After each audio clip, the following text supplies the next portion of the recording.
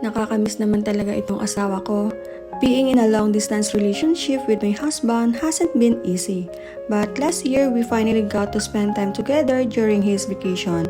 So habang nag-scroll ako sa photo album ng phone ko, I saw this video.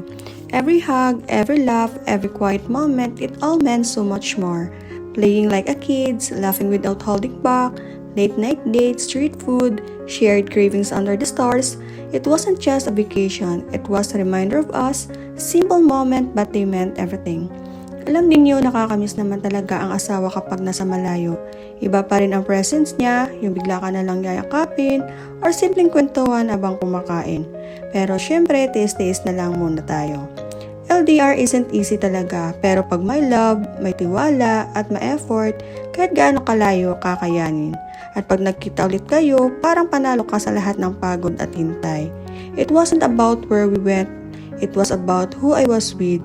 Every second made the distance worth it. We turned time into memories, and those memories now keep me going until the next time. Sa lahat ng LDR couples dyan, kapit lang. Alam namin yung hirap, pero alam din namin yung saya kapag nagkita ulit.